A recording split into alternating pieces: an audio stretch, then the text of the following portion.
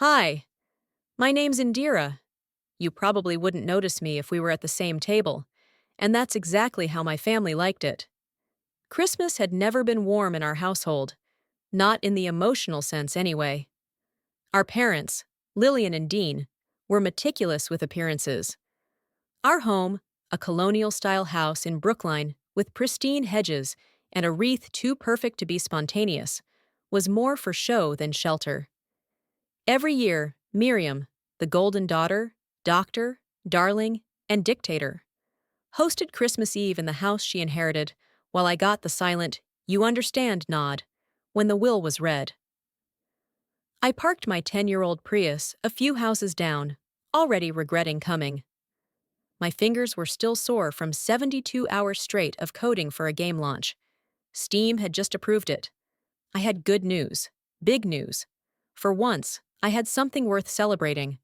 I took a deep breath and knocked. The door swung open almost too fast. Miriam stood there, wrapped in a crimson velvet dress, with her usual air of, "Why do you look like that?" embedded in her smile. She didn't hug me. Instead, she stepped aside like a receptionist clocking in late. "Still can't afford a proper coat?" she murmured just loud enough. I didn't respond. Not because I was weak, but because the moment I said anything, it'd be ruining the mood. And Miriam knew that game too well. The living room glowed with warm light, garlands draped just so, and voices chimed in with laughter like a stage sitcom. The tree stood tall and proud, nothing real under it. Then came the real audience. My mother sipped wine with a straight back and stiff jaw. My father sat in his reading chair, not reading. Cousins, uncles, neighbors, and her, Elsie, my niece. 14, awkward, hiding behind her hoodie like I used to behind my silence. "Indira!" my mom finally acknowledged, air kissing the space near my cheek. "Miriam told us you were still working on your little game?" "Actually," I started, "it's not so little anymore. We just—" "Everyone!" Miriam clapped, loud. The room hushed. "Before we start dinner, I just want to say how grateful I am to have you all here tonight, especially after a difficult year for so many." She gestured to her husband, the orthopedic surgeon with the permanent tan. He smiled like he knew he'd done nothing to deserve being there, which in fairness, he hadn't. Then she turned back toward me. That smile returned. "And we're also lucky to have Indira with us tonight, fresh from another world of elves and dragons." Light laughter scattered across the room, some polite, some pitying. I froze. That was deliberate, targeted. We'd done this dance before. "But seriously," Miriam added, still sweet, "it's good to see you stepped away from the computer for once." My fingers tightened around my plate. I set it down. Calmly. "Actually, the game got picked up by an investor. It's going into full development next quarter." "Oh, wow," she said, wide-eyed. "So someone's finally paying you to pretend?" Another laugh, louder. "Excuse me?" I said, a little sharper than I wanted. My mother frowned. "Indira, we're not doing this tonight." "Doing what, Mom?" "The drama thing. It's Christmas." And there it was, my role in the family, the shadow that created tension just by existing. Miriam stepped forward now. Her tone dropped an octave. "You weren't even officially invited, you know. I mean, I assumed you'd be busy. You always said this wasn't your thing." "I've never said that." "Well, maybe I just figured a fantasy coder wouldn't care much about real-world holidays." Silence. Heavy. Cold. "I've donated over $60,000 to Elsie's education through the family trust," I said, calmly, each word like glass breaking. Without ever asking for credit, because I thought this family still cared about effort. The room froze. Miriam's smile cracked, just barely. "You don't get to weaponize generosity," she said. "Especially not tonight?" "No," I said. "You just get to weaponize Christmas." And then she said it. The line that would become the fault line of everything. "You're not welcome here, Indira. Not tonight. Not in this house. Not anymore." She didn't raise her voice. She didn't need to. That was Miriam's style. Ice daggers and a velvet glove. My father didn't look up. My mother didn't stop her whine. I looked to Elsie. She stood at the hallway corner, her eyes wide with apology she wasn't allowed to voice. I turned, walked to the door, one hand on the knob, and then, so quietly I nearly missed it, Elsie whispered behind me, "I think you're cool." My heart nearly split. But I nodded, not back at her, but to myself. If they wanted silence, I would give them silence. Just not the kind they expected. The snow hadn't stopped.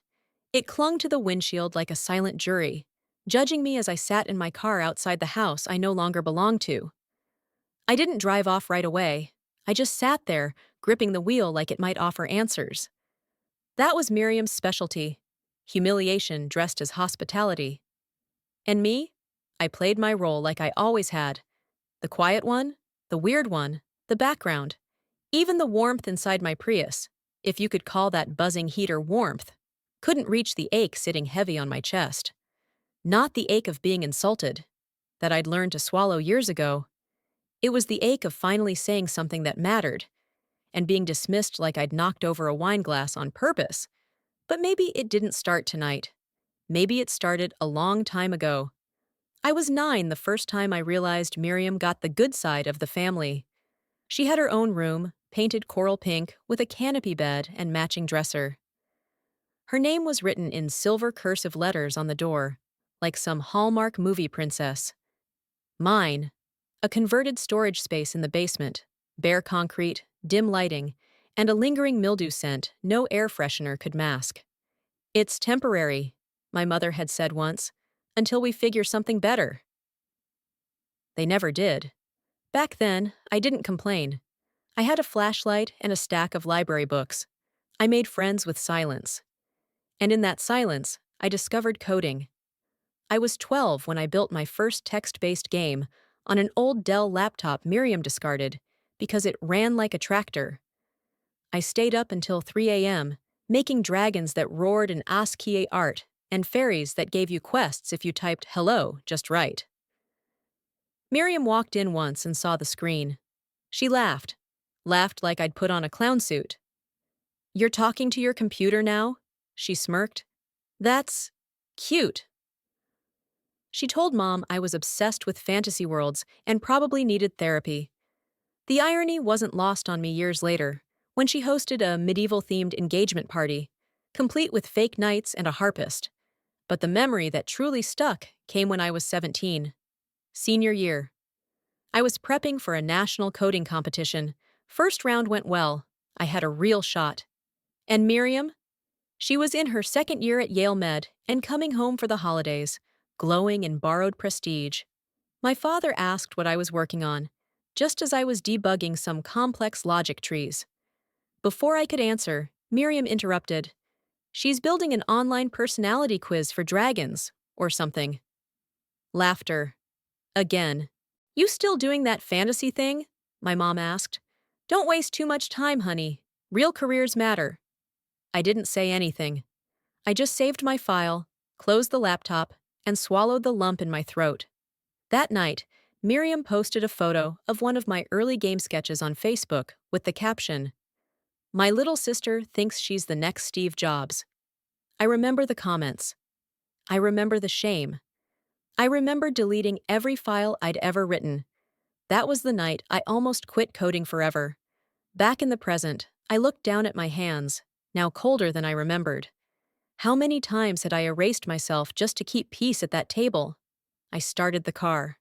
The hum of the engine was the only applause I'd get tonight. I didn't go home, not yet. I drove to the one place that still felt remotely mine, the old coffee shop near my first apartment. They closed at 10, but the barista recognized me. "Indira, right?" he said.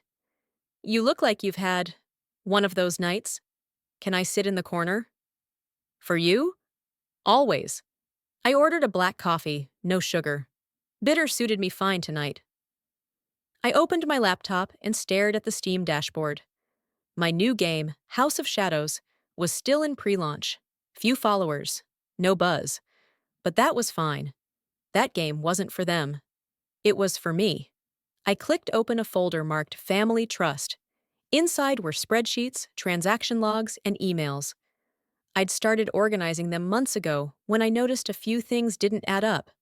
Money shifting out of the fund I'd set up for Elsie's education. That fund had my name on it. Legally. But the recent activity? It was under Miriam's IP address. I stared at the screen. She used my name. Again. She always did. A few years ago, our grandmother had passed away. Her last words to me had been, "Don't let them turn you invisible." She was the only one who ever came down to the basement without flinching. When the estate was divided, everything public went to Miriam. The house, the stocks, the recognition. But there'd been rumors that Grandma had left me something else. Something small but personal. A week after the funeral, I got an anonymous email. "Check the attic. Brown envelope. Behind the insulation." I never found it, I asked. Miriam said the attic had already been cleaned out. Nothing was up there but dust and squirrels. Maybe she was telling the truth. Or maybe she was lying through her perfect porcelain white teeth. I closed the laptop and looked at my coffee. Still warm. That was more than I could say for my family. "Do you ever feel like people only notice you when you're convenient?" I asked the barista on impulse. He looked at me, thoughtful. "All the time," he said. But then again, I stopped trying to be noticeable. I nodded. Maybe it was time I stopped asking for a seat at a table that was never built for me. Maybe it was time I built my own. The morning after the Christmas fiasco, I woke up with the kind of headache that felt like it had roots, planted somewhere behind the eyes, and spreading quietly, violently, into the spine. I hadn't cried. I never did, not anymore. But the body remembers. I opened my laptop with a sense of finality, not curiosity. No more shrugging things off. No more brushing betrayals under the rug, like some adult version of, "Just ignore her, she's your sister." Not this time. I pulled up the folder, marked Family Trust. Elsie. It had started out simple. Years ago, I offered to manage part of Elsie's education fund through a tech trust I'd created during a brief contracting stint at a fintech firm. The returns were modest but steady. I hadn't checked the statements in months. My mistake. The spreadsheet didn't lie. 3 weeks ago, someone authorized a transfer of $12,400 to a private learning consultancy in New York.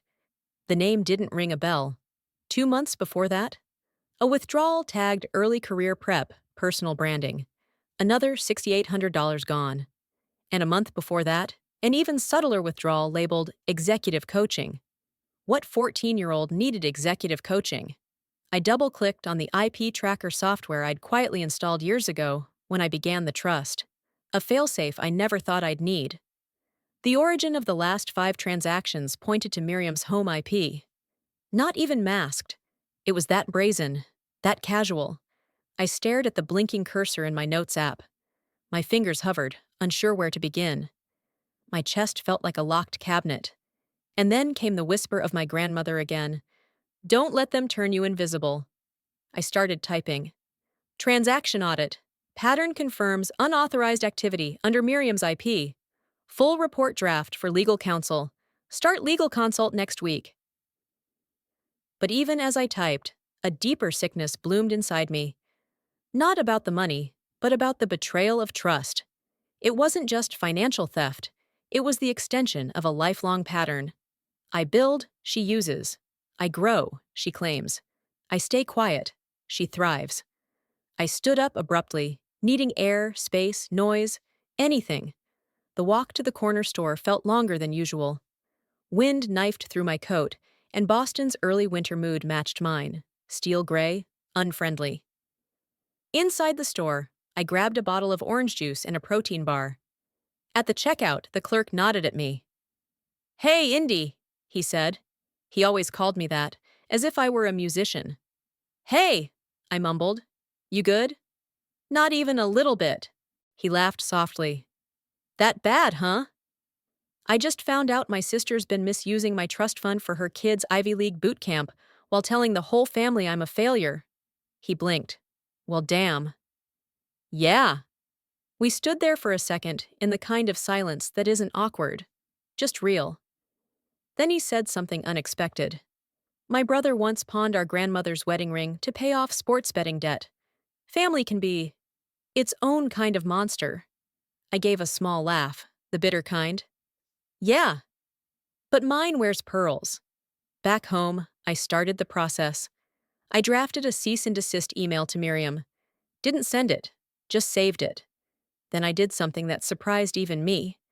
I searched my inbox for a message I had long deleted, but still remembered word for word. It was from 6 years ago, sent from an address I didn't recognize at first. Legacy Reading Room, a protonmail.com. Indira, if you ever doubt what you were meant to inherit, go to the attic. Behind the pink insulation, left panel, brown envelope, don't let them throw away what's yours.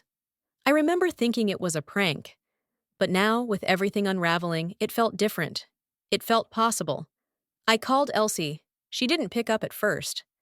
On the second try, she answered. Aunt Indira? Her voice was quiet, like she wasn't sure she was allowed to speak. Hey, I'm not mad. I just have a strange question. Okay. That attic above the garage. Has anyone been up there recently?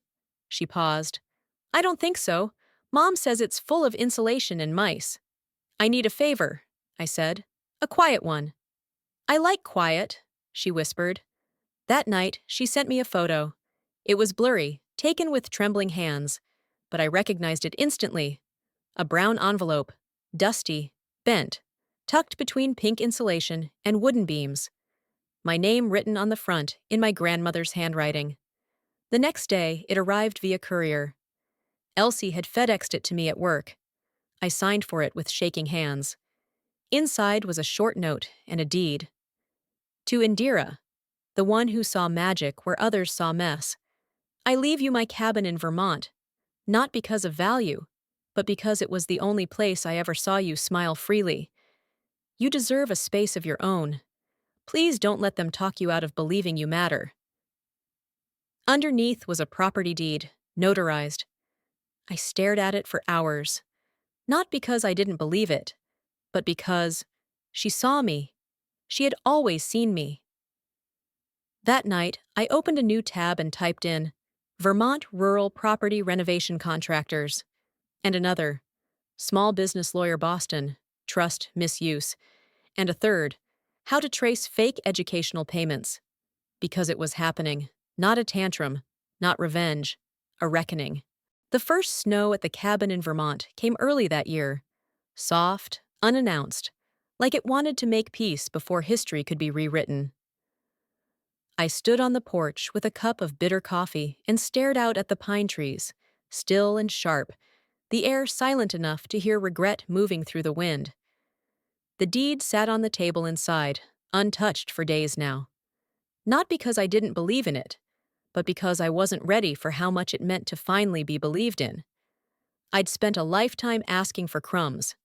This was the first time someone had quietly handed me the whole damn table. By the end of the week, I'd moved in. The place needed work.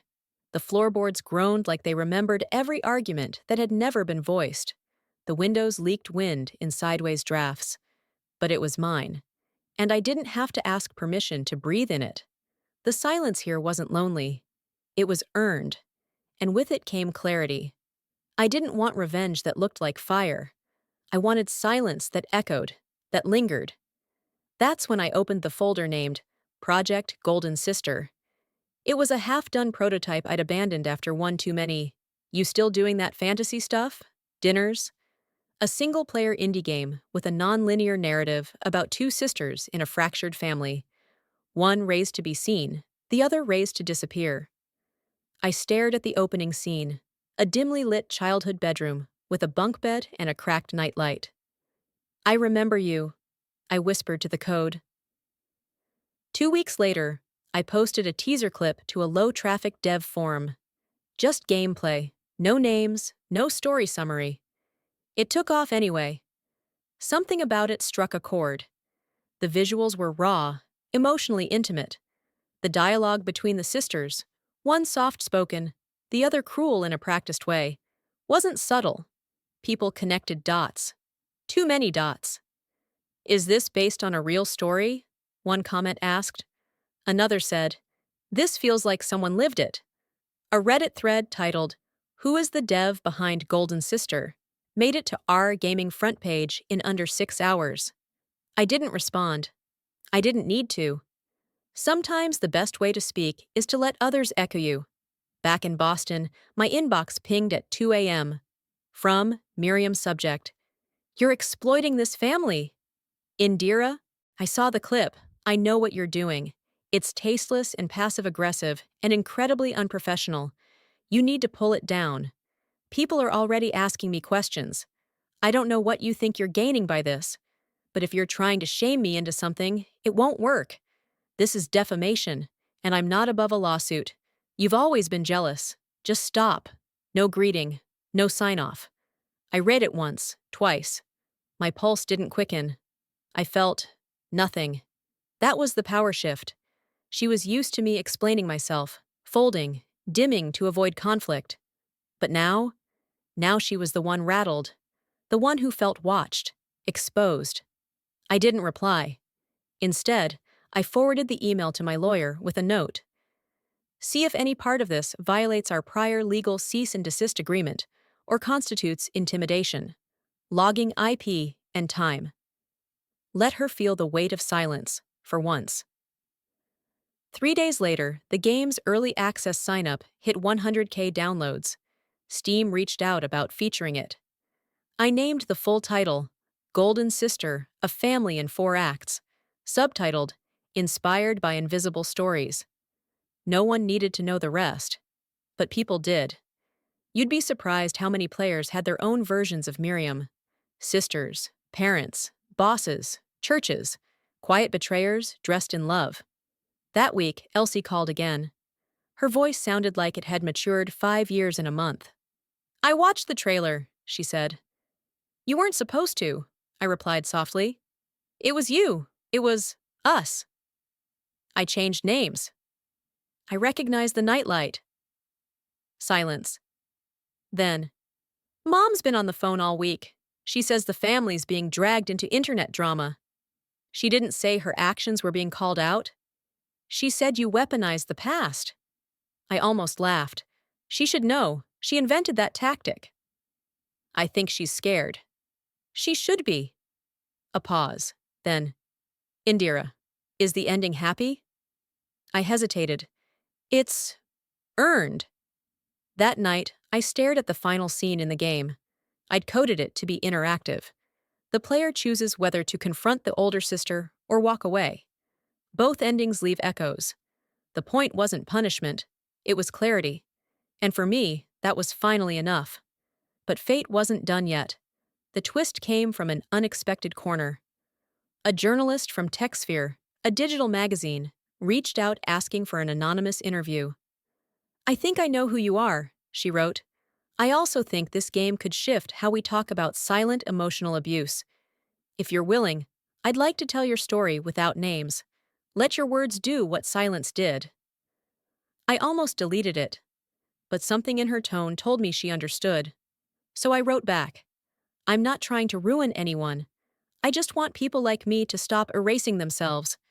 And just like that, the story started to spread. Not mine, theirs, ours. The phone calls started 2 days after the article dropped. TechSphere had done exactly what they said they would. No names, no locations, no specifics that pointed directly to me. But the story hit hard. A quiet indie developer whose family had erased her until she coded them into consequence. It wasn't just a story about a game.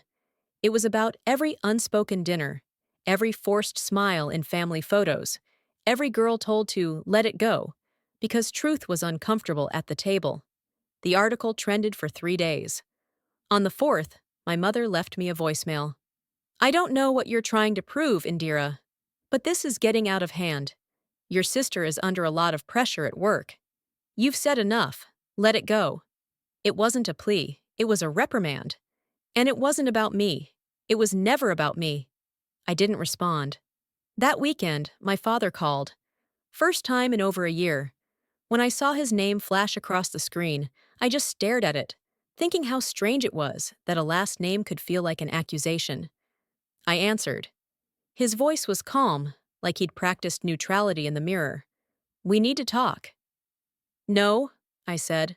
You need to listen. He didn't speak right away. I saw the article, he finally said. I didn't know it was that bad. You didn't want to know. That's not fair. What's not fair is being erased from a family tree while still being expected to water it. Another pause. Longer this time. Your mother and I thought we were keeping peace.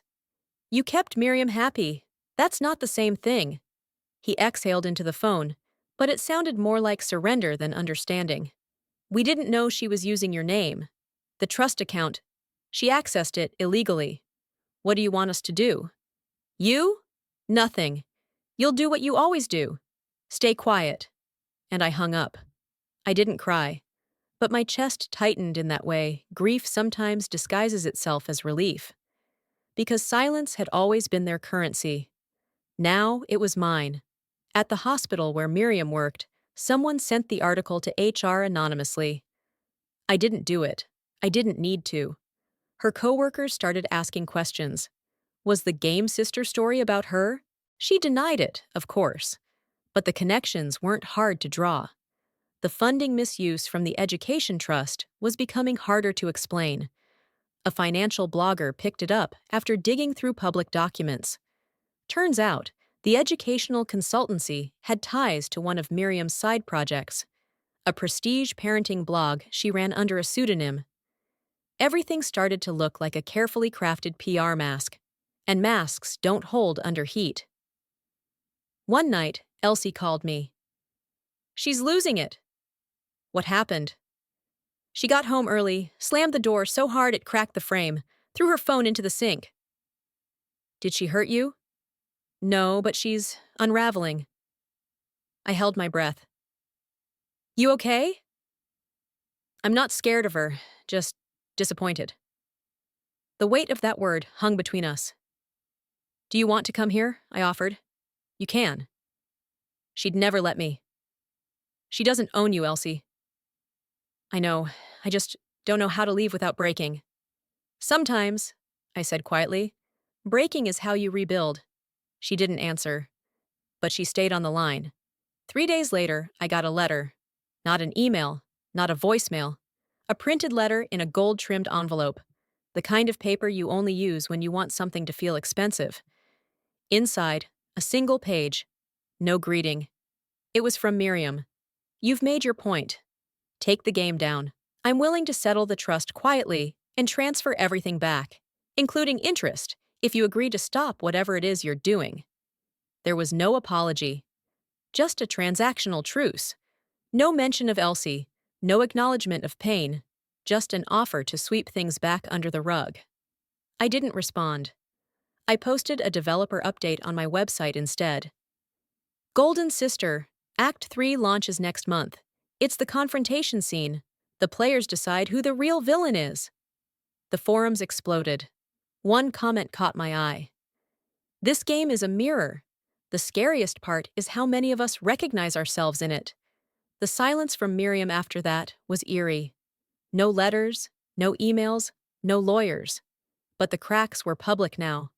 An anonymous whistleblower from her clinic emailed me through the contact form on my website. I don't know if you're the person in the article, but if you are, you should know. She submitted documents under 2 different identities for a nonprofit grant 2 years ago. Something's off. I forwarded it to my lawyer. My lawyer replied with one sentence. This is no longer just a family matter. The last time I set foot in my parents' house, I was escorted out into the snow like some bitter afterthought. This time, I didn't need to knock. I wasn't there, but I was in the room. At least, my words were. The group chat had been dormant for months, mostly birthday messages and links to charity events Miriam supported. But on Sunday morning, exactly at 10 a.m., everyone in the Pine Hill Family Threads group received a new message. From me. No text. Just a 2-minute video file labeled, "This is what silence sounds like." I didn't record a monologue. I didn't need to. The footage began with a screen recording of an email. Dated, traced, and verified. It showed Miriam using my digital signature to authorize a transfer from the trust fund to an account tied to her business alias. Next came two spreadsheets, one financial, one timeline-based, both side by side, annotated with precision. Then it cut to footage from a podcast interview Miriam gave last year, stating, "I've never taken a dime from family. Everything I've built was on my own merit." The last frame was quiet, just a quote typed across the screen. Some people inherit wealth, some inherit silence, and some inherit both and pretend they built the house. I sent it and turned off my phone, not to escape the fallout, but because I already knew what was coming. 4 hours later, my cousin Leah called. I answered. "Oh my God," she said. "Indira, they're melting down." I didn't ask who. I didn't need to. Miriam tried to say it was fabricated, that someone doctored the files. But then Aunt Kara pointed out, "Your name is still listed on the public tax filings for the trust. They all saw it." I said nothing. She left the call, just logged off. "Did Mom say anything?" "She asked why you didn't bring it up sooner. Said this could have been a private matter." I smiled bitterly. "Private silence is how this all survived." Leah exhaled. "Honestly, I'm glad you did it. Someone needed to. She's not my responsibility anymore," I said, and I meant it, for the first time. That night, I opened the comment thread under the latest update of Golden Sister, Act 3. Thousands of messages. Some curious, some painfully raw. One stood out. "I used to think being the bigger person meant staying quiet. Now, I think it just meant making room for other people's lies." Another said, "This isn't a game. It's therapy with keyboard shortcuts." I didn't reply, but I felt every word. The next morning, an email from the clinic where Miriam worked popped up in my inbox. Not directly from her. From a staff member, anonymous. "I'm reaching out because we believe there's been ethical violations tied to our grant usage. Someone brought in documents under two separate legal identities. Your name appears in one of the donor files. I thought you should know." Attached. A PDF. She had used my trust information, again, to file for a nonprofit medical grant. A sizable one. It wasn't just unethical now, it was criminal. I sent the document to my lawyer. His response was simple. "We're ready if you are." Later that week, I drove to the old cabin. Not to hide, to breathe. The snow was melting, the trees were sharper, and for the first time, the air didn't feel like it was pressing down on my chest. I walked through the small study where I'd installed a desk facing the window. My old laptop hummed softly. I sat down and stared at the blinking cursor in my next devlog, and I wrote, "I used to think this story was mine alone. But it's not. It belongs to anyone who's ever been made to feel invisible. This isn't revenge. This is restoration. This is reclaiming the version of you they tried to edit out." I hit publish. Not for virality, for peace. That night, I got a message from Elsie. One line. She's not talking, not yelling, just quiet, like she knows it's over, I replied. "Good, let it end." And I meant that too. Not as a threat, as a truth. Some legacies end not with a bang, but with a door that no longer opens for them. The cabin was never meant to be permanent. It wasn't built for longevity. The floor creaked at odd hours. The pipes stuttered. Even the wind seemed to find a way in, as if the place refused to fully seal out the world. But it held something sacred.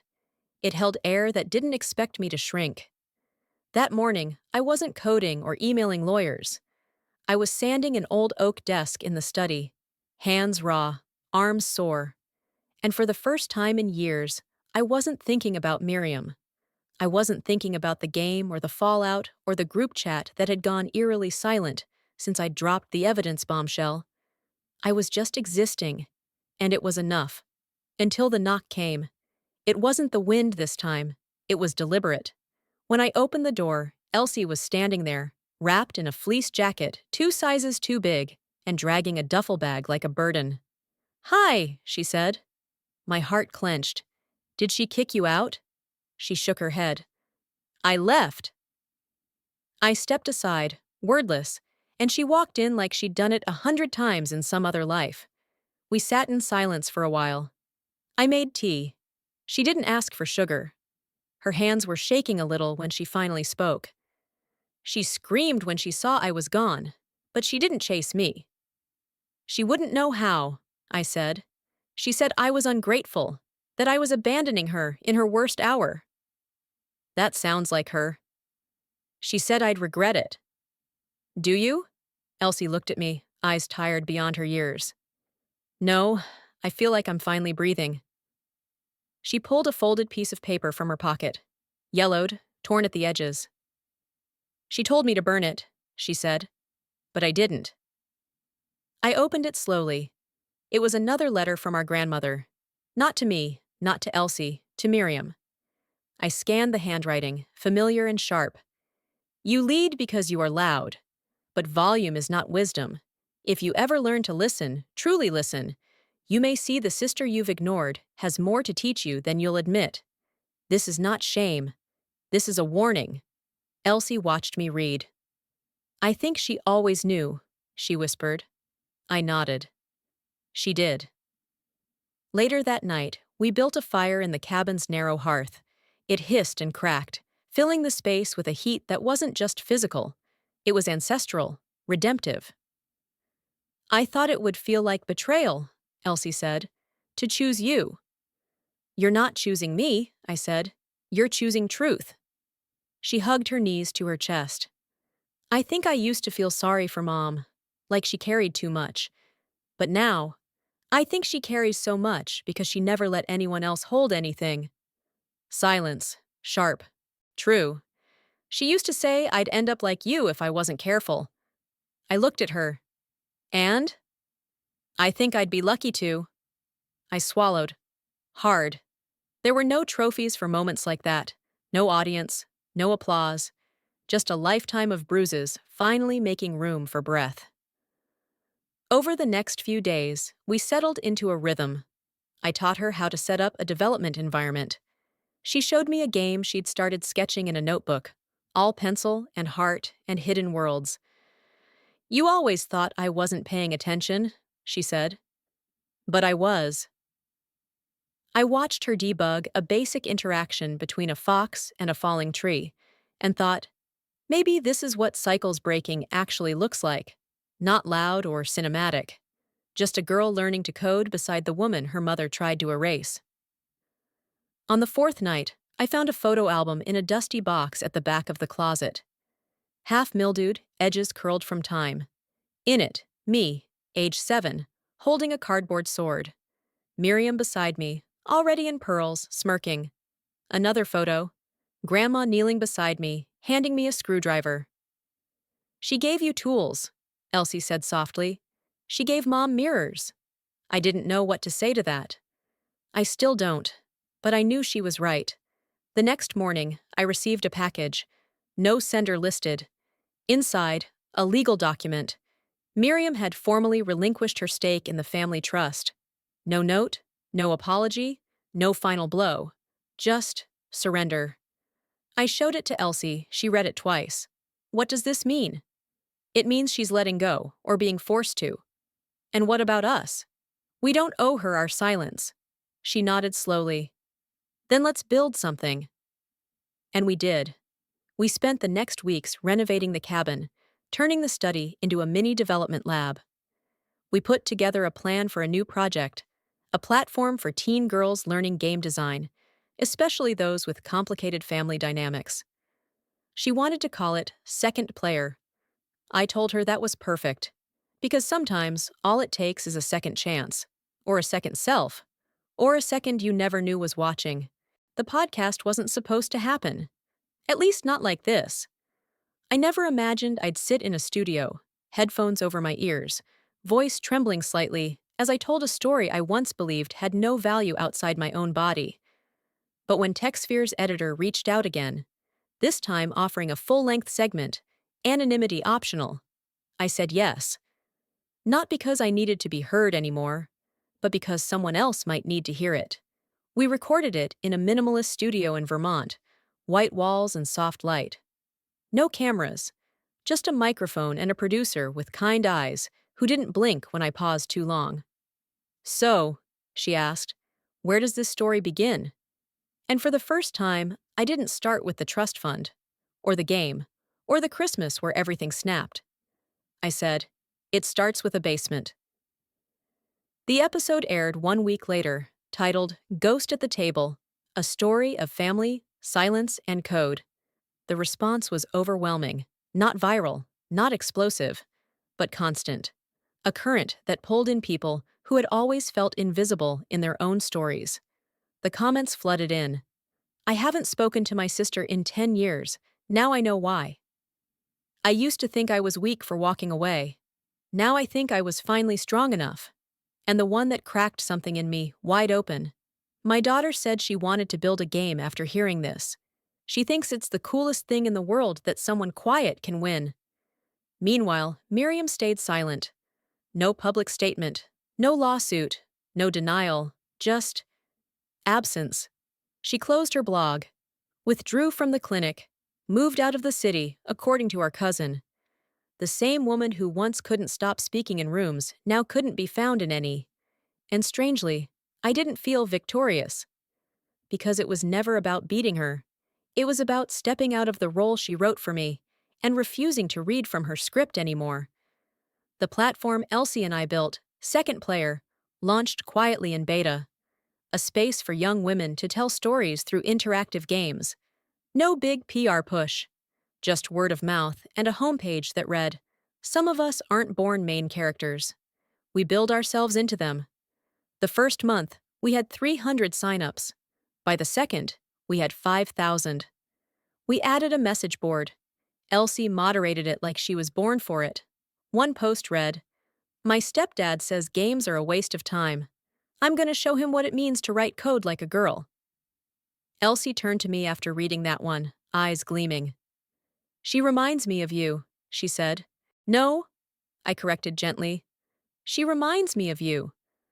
We never spoke of Miriam much after that. There was nothing left to say. Elsie's decision to stay with me became permanent. Her father never contested it. He sent one letter thanking me for giving her back herself. That was it.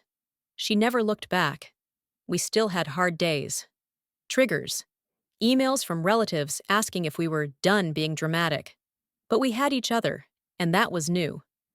One evening, while sorting code together, she asked, "Do you think people ever really change?" I considered it. I think people show us who they are, and we either adjust to the truth or pretend it's just a phase. "Do you think Mom ever loved us?" That one was harder. "I think she loved the version of us she could control." Elsie nodded. That was enough. Years passed. We built. We rebuilt. And sometimes, when it rained hard enough that the roof at the cabin thudded like a heartbeat, I thought back to the girl in the basement, her fingers lit by the glow of an old monitor, dreaming of dragons and justice and being seen. She didn't want revenge. She wanted relief. She wanted someone to say, "I believe you." And eventually, she learned to say it to herself. If you've ever been the ghost at your own family table, if you've ever left quietly so they wouldn't have to push you, if you've ever heard them say you're too sensitive when what they meant was, "You're starting to see us clearly," just know, you're not alone. Some of us learned to code our way out of silence. Some of us turned betrayal into a blueprint. Some of us stopped waiting to be invited in, and we built new rooms instead. Looking back, I've learned that silence is rarely neutral. Sometimes it's safety, sometimes it's survival, but eventually, silence becomes the story they write for you, unless you reclaim the pen. I didn't speak out to destroy anyone. I spoke out to stop erasing myself. And if you're watching this thinking, "That's me too," then I hope you know this. Your voice has value, even if no one's ever told you so. You are not the villain for walking away from those who never chose to see you. Have you ever had to let go of someone you loved to finally love yourself? Or felt invisible in the place that was supposed to be home? I'd love to hear your story. Drop a comment, even just to say where you're watching from. And if this story moved something in you, Hit subscribe so you don't miss what's next. Let's keep telling the stories that matter.